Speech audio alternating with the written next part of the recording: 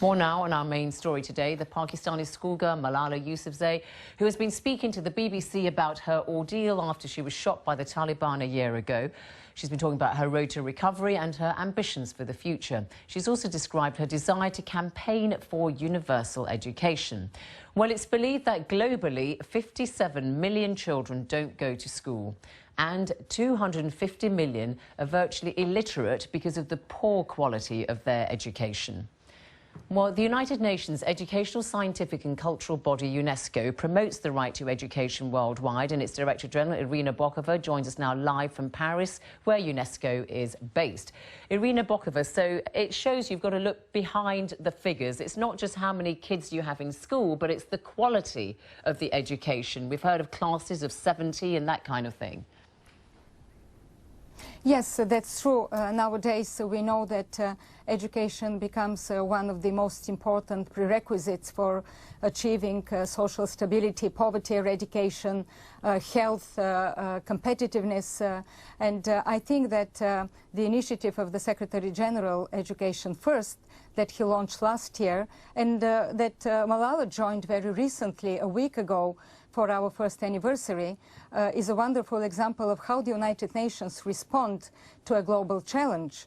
Today, education is about transforming lives. It's about empowering of women.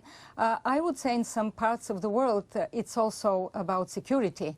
I visited recently Afghanistan, and I went to Kabul. I went to a girls' school, and I heard something there which Malala said a week ago in the United Nations. I heard girls saying that the pen is my sword. And Malala said precisely that. Don't send us soldiers, send us books, send us teachers, don't send us guns. And I think this is exactly what we have to do nowadays in the world. Still, unfortunately, because of poor quality of education, we see that kids go to school, but they get out illiterate, and they cannot continue with their lives. I know you've worked closely with Malala Yousafzai and her family in particularly highlighting the need for girls to have an education. And I mean, just tell us yourself your thoughts on the fact that Malala says quite rightly that Islam in no way prevents girls from being educated. That's a very important message for you to make, isn't it? Oh, it's a very important message, and we have said with Pakistan, the Malala Fund, we just start working on different projects, and one of the main aim of this fund is precisely working with religious leaders in Pakistan, in Afghanistan, in some other countries, trying to sensitize families, communities, leaders as why it is important that girls go to school. Why is it important also that for families having an educated mother is also reducing child mortality.